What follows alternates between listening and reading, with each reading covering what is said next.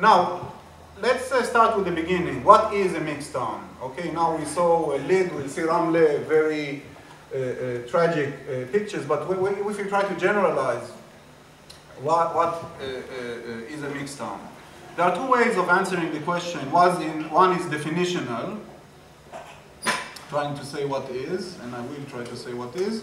And the other one is just to show how historically it developed in practice and discourse. Just to start with the obvious, the definitional characterization of a mixed town, of an ethnically mixed town, of a Jewish-Arab mixed town, of a Palestinian-Israeli mixed town, is an urban space where you have Jewish and Palestinian populations, but where Arabs have no efficient control over their space and are basically marginalized in the city. Okay? Palestinians in mixed towns consider themselves as a double minority. They are a minority in the city, they are a minority in on the national level at large. The city of Lut, about now about 28% of the population are Arabs. And the city leadership, they don't like this. And they make everything to improve, okay, this situation. So in every plan, in every city plan, they are trying to limit or to the Arab population, to not let them develop. So that's what creates this problem. The city council never make plans the Arab community can build house, because they believe if they do so, the Arab population will increase, and this is against their policy.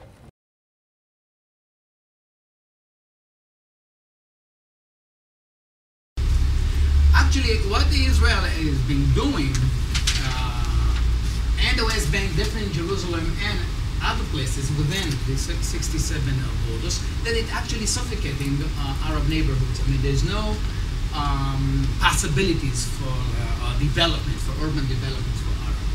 Just to mention a very dramatic, I think, fact is that since the creation of Israel, no new Arab neighborhood or no new Arab city have been established, except the 16 settlements for the Bedouins and the Negev, and even that not because the Israeli government was very much interested in their well-being, for other national reasons, but no major or even medium size city was established in Israel since 1948.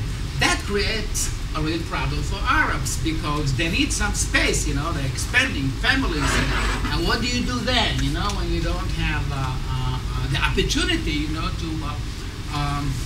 to to create your own neighborhoods, your cities, or villages, and so forth and so on.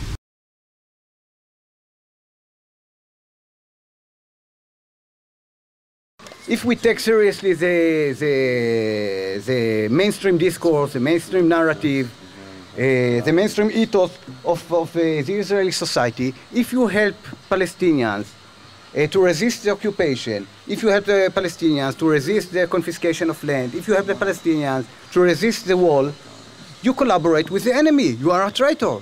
And this is true. This is true. I think that activists should know it. Again, we tend to ignore it, but we are collaborators. We are traitors. Now, but what I suggest, and this is my final comment, is to remember that treason is not always wrong. Treason is not always the worst of things to do. Treason is sometimes the mechanism of society to rebuild itself in a better way. Sometimes you have to betray. You have to say, no, this is wrong. I go with the other side. And this can be true as Israeli when you help Palestinians against the occupation. It can be true for Palestinians who assist to prevent suicide attacks. The thing that really, really, really upsets me is that you're using things to, I mean, what you were basically choosing elements of like collaboration where you said, what's wrong with a collaborator where there's a moral choice to actually announce about some suicide bombing that's actually going to kill innocent people?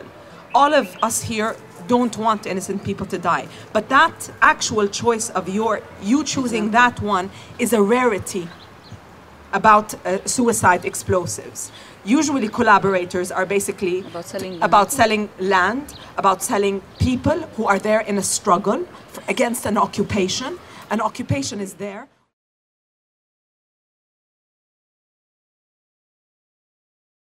The city itself is quite divided. For example, we asked someone from the Jewish neighborhood there where Padeh Shanir is, and he didn't know what we were talking about.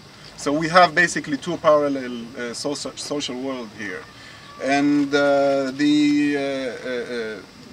spatial residential patterns also reflect this kind of disconnect. On the other hand, Nir Tzvi is one of the richest settlements in Israel. So you have, and all this story of the wall begin when the government, it's not the government, the municipality of Lod wanted to legalize all this neighborhood. To legalize this neighborhood, the neighborhood needed a road, and this road, part of it belonged to the land of Nir Tzvi.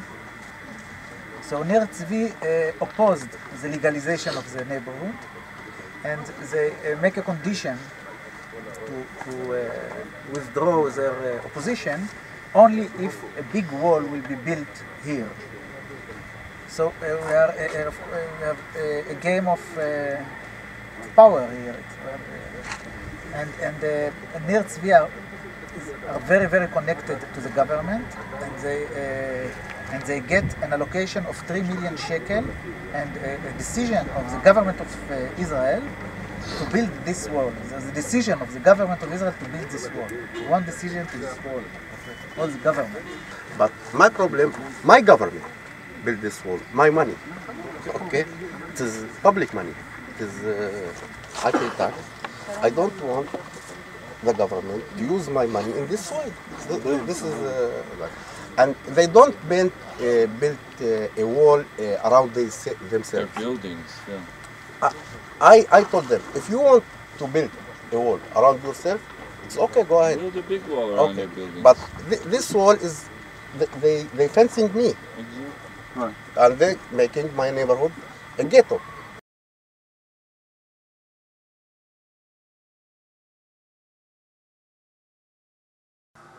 This is the map of Ramle, and including the future planning of urban planning of the city. And we are talking about a separation between Arab and Jewish in the same city. We are living side by side but separately. And we are talking about the future planning of the city is more, it's a trend of ghettoization than in a mixed place. So in the old city, it's called the ghetto. It was since 48. The majority, the remain Palestinian were they had to go to the center of the city, and they were closed by fences, and it was called the ghetto since 48. Until today, it's called the ghetto, and even sometimes the mayor of our city talk about our neighborhood as the ghetto, and it is written in the maps sometimes. And I'm just focusing on that because the feeling is to be in the ghetto between in the old city of Ramle for the Arab community that is living there.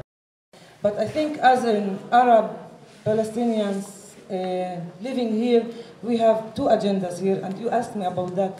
I think our status of citizenship, it's one of our daily work. And the other level, we are Palestinians, and we are, our other agenda is to stop with this occupation. And because we, and me especially, like, we pay for that. We feeling the schizophrenia of to pay for the occupation. With my money, they took the money and they built the wall, and I feel as occupied in my people there.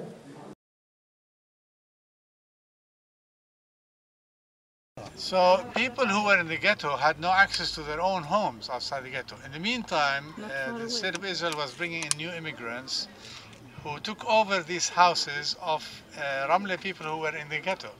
And those who wanted to reclaim their houses need to go and raise a suit. In other words, take the new occupants to court to claim their own property in their own town, and pay and then pay the cost of advocates. So some people succeeded, but many people did not. Do you want to hear more atrocities, or?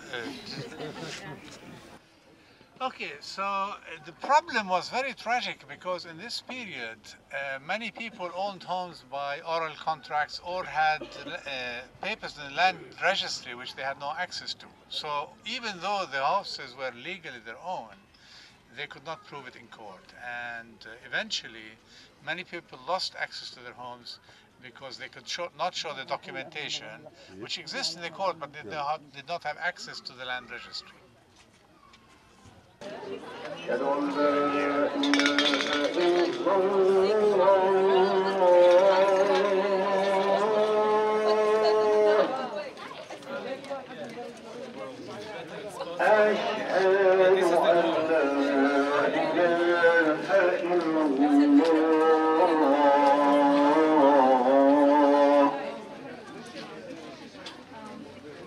أشهد أن محمدا رسول الله